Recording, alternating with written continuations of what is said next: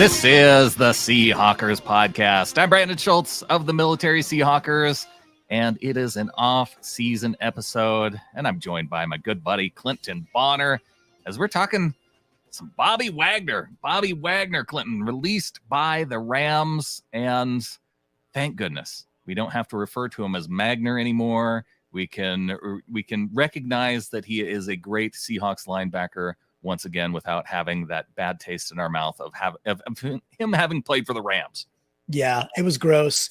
Glad it's over. You know, Wario back to Mario or back to Wario. However we're following the M's to the W's, the whole thing.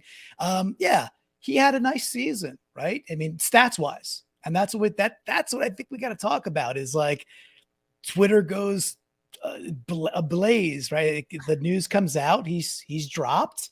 Rams will save a couple of bucks. Looks like the Rams are really looking now to possibly jettison other talent like Jalen Ramsey. That could be quite interesting as well. We'll see what happens. We'll see what happens over to the to that whole franchise. But with that, yeah, he's going to be hitting the market. So of course, the big question quickly became, should we bring back Bobby? Right. And I think there's a lot of emotion in that question. And I don't know how much logic is being used right now in the answers that we're seeing. So, but it makes for a heck of an off-season debate, and I'm excited to chat with you about it, dude.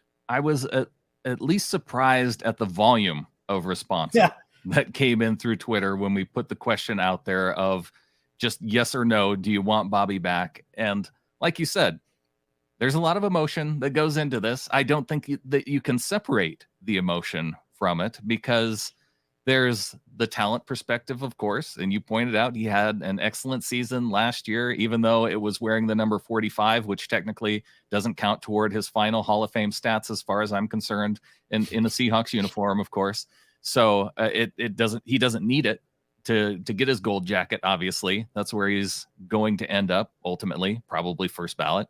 Yes. And the idea of him coming back then is also based on a need for the team. There was a part, though, of Seahawks fans that were ready to move on when it was time to move on because, maybe not the greatest final season. Even though he put up the stats, there were some limitations within his game. Is that going to change within a 3-4 defense? I think that's kind of what the Rams were running down in LA. And he was able to still put up the big numbers. They maybe asked him to do different things that you wouldn't necessarily ask of him. You just don't want him necessarily covering tight ends over the middle as much. And part of it might have been just how Seattle covers dudes differently in terms of the amount of depth that they have guys go to.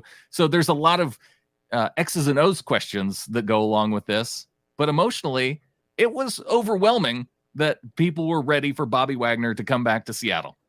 Way more than I thought it was going to be honest, right? So you put the tweet out from the, at Seahawkers Pod, your Twitter handle, and you got this awesome, Bobby all pumped up imagery in the action green, says yes or no.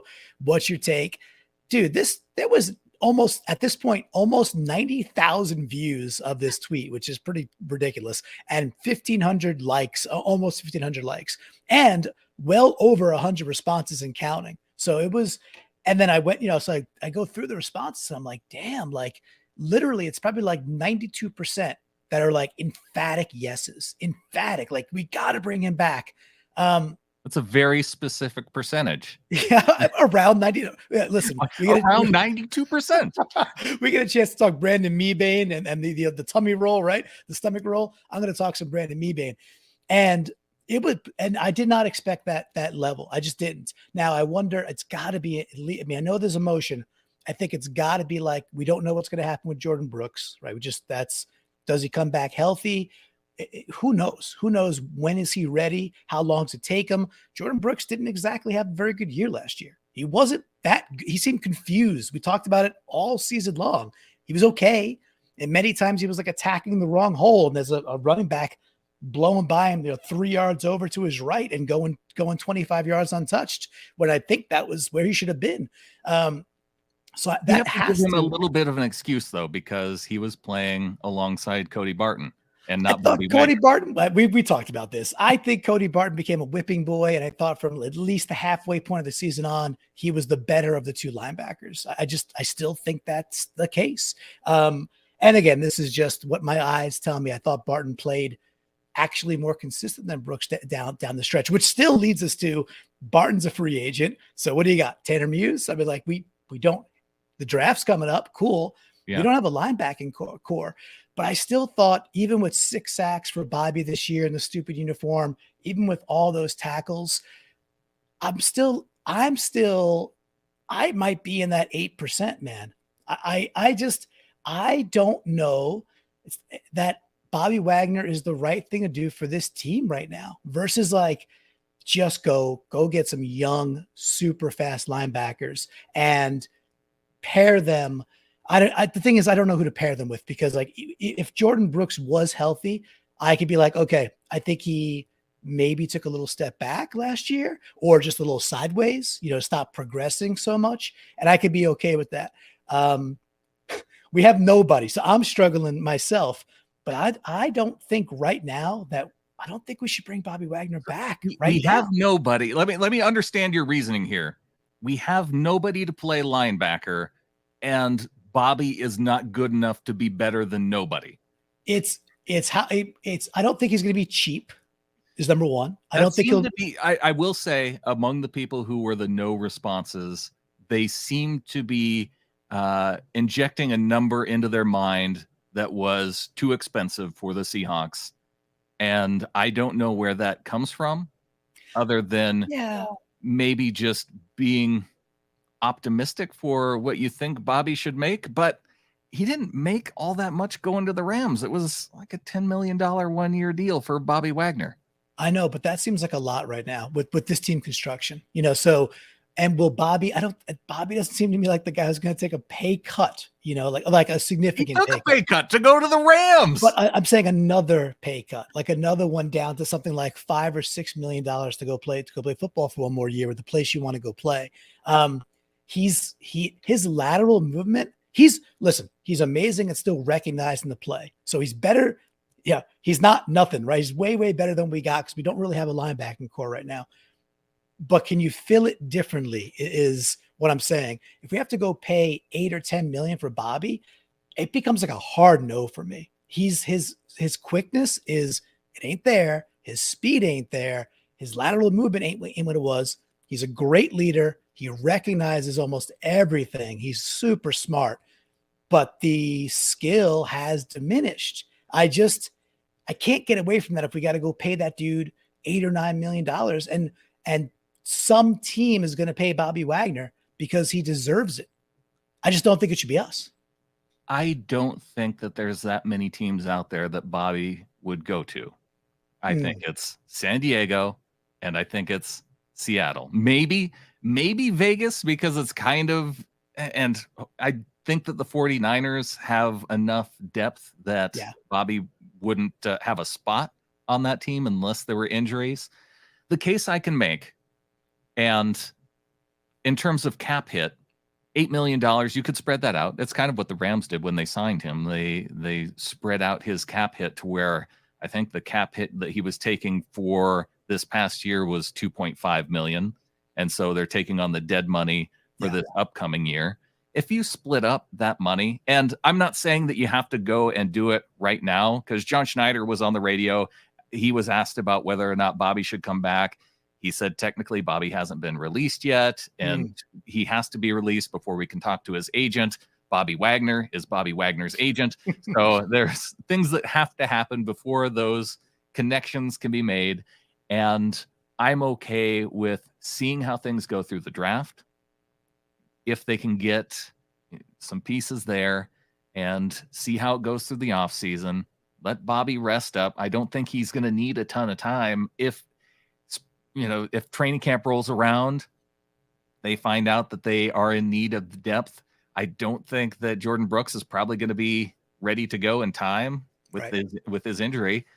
And if that's the time and Bobby hasn't been signed by LA or maybe Las Vegas, then I think it's time to come home. It's a very, the argument, the logic, the whole thing, it's all not bad at all, right? It all I didn't certainly, want him to leave, Clinton. no, I know that. And I'm looking at this from that perspective too. For sure. And I was on the, hey, it's okay that he left, and maybe it was the right time that he did leave. You can't tell me that the defense would have been worse with Bobby Wagner last year. No, because maybe they stopped the run, which was one of their biggest problems. I can't tell you that. I'd be lying, right? I'd be lying. We had the defense was up and down to say the least, but mostly down, right? It wasn't good. We couldn't stop the run consistently. And we still got eaten up by tight ends and other things anyway, right? So like, oh, we have faster guys out there. Cool. We still got Kittle wide freaking open, right? So that happened anyway. So no, man to man, you're asking me, would we have been worse? No, I don't think we would have been worse. So I could leave the 8% and join the 93% because I would tilt it an extra, a whole, it's probably right on that 92.49 threshold. And we don't like 4.9 anything. So we go to 5.0 because of KJ, right? Of course. So if that's what has to happen here cosmically to go from 92.49 to 92.50, which brings us to 93 because we round up, I can get there. I do want to see how the offseason plays out. There's some, I'd say, limited linebacker talent. I don't think it's great. That I'm saying is free agency wise, right. And the ones who are good, you're gonna have to pay pretty big money.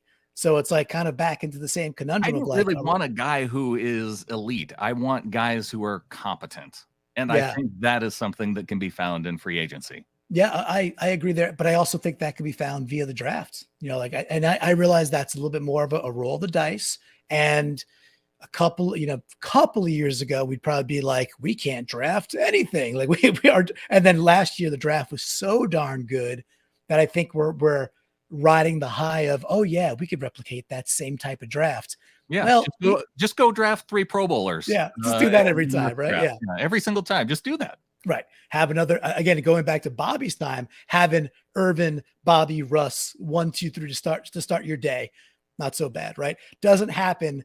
Maybe once in a decade, it seems like it happens for us at this time with the last draft and the Bobby draft a decade previous. So it's funny how quickly you could forget that we've been somewhat, and that's probably being generous, hit and miss with the draft picks. So for me, just to flippantly say, well, go find in the draft, it's a little lazy, right? I'll call myself out there. It's a little lazy, but like, oh yeah, it's super simple. With that, I just really want speed.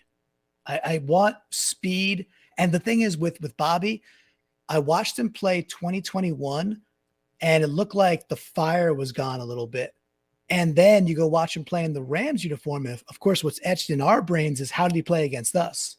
Right. Which was out of his friggin' tree. He's getting interceptions that are clearly not interceptions, the whole thing, right? He's sacking 2 sacks in the game.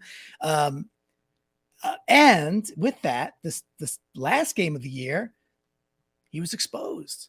He was exposed again, by tight ends over the middle, and his speed showed up, and it's not there anymore. So, Brandon, I'm just telling everybody, I'm having this internal tug of war. I don't know where I land on this one yet, but if it was today, if it had to be made a decision right now, I'd say nope.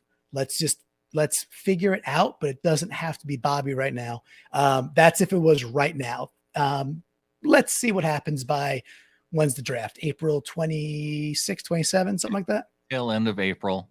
Time's our friend in this particular argument, because I don't think you have to be in a hurry to sign Bobby. I don't think that there's going to be a ton of teams knocking at his door just based on some of his comments previously. There's just not a whole lot of places that he wants to go. He strikes me similar to how KJ Wright was approaching his final seasons. He's like, oh, well, Vegas is offering me a job. I know some of the dudes there. I'll go there. It's kind of close. I don't really want to mess around with having to do a whole bunch of travel and live far away from home throughout the NFL season. I kind of get that same vibe from Bobby. Yeah, I think you're right. I think you're right about that. I think we do have the time there. It's funny you mentioned KJ. That was one where I was like adamant, because he was, to me, KJ's last like 2.5, 3 seasons as a Seahawk, I I was like, he's playing his very best football. Like as others started to deteriorate, it might have just been that too. Like the team as a defense was on a slow yet steady downgrade defensively through those last 3 years of KJ. But it was like, he was like McConaughey. He just like kept staying the same age, man. He was like so darn good. And then when he was gone, like things like the screen game killing us again, stuff like that's like, oh my gosh, KJ was a master at that. Right. So that was one where I was adamant that we should keep him. I just don't have that spidey sense this time to be like, bring back Bobby. And I guess we'll see. We of course we shall see. You know me, dude. I'm the eternal optimist. We bring back Bobby, then I'm gung ho. Let's rock and roll. Bobby's our guy, and that'll be that. I want to be super conscious of not overpaying him and not being over reliant on Bobby either. It's like I would love for Bobby plus some youngins that he could really kind of become that Reggie Dunbar player coach. That would be really compelling because I believe in that stuff. We brought Bruce Irvin back. I'm like, ooh, Bruce is getting some of these other defensive edge guys. He's making them better. And I do believe in that. So if that's kind of the philosophy, then I definitely could sign for that today. Yeah. And look, Bruce wasn't all that expensive either. So I think that they can find a way to work with Bobby Wagner's agent to find the right number.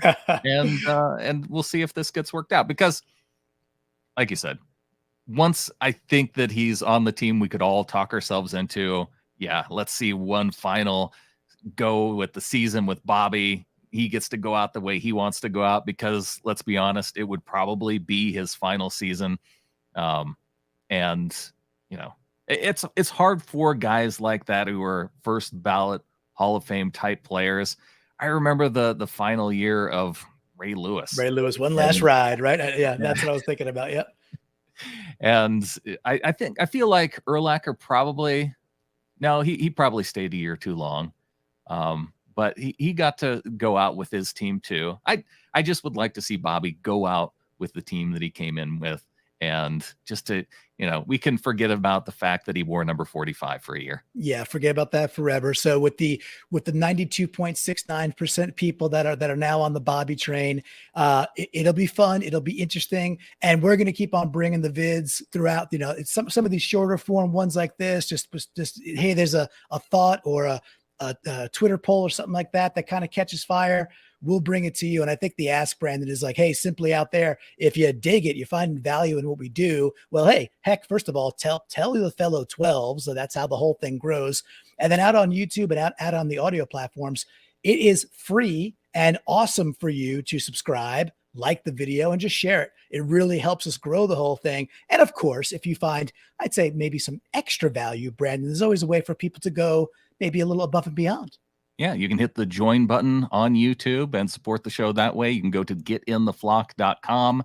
$3 a month and above gets you into our Discord. 12 and above gets into our Facebook Ring of Honor group, where we interact a little more often. And of course, like Clinton said, follow along or interact. Yeah. Let us know. What do you think in the comments on YouTube? What you think about the situation with Bobby? Do you want him back? Do you not want him back? Are you more on the 8% side, or are you on the emotional 92.54% of the side? Brandon, I think you mathematically, you nailed it. And with that, there's only one thing left to say. Go Hawks. Go Hawks.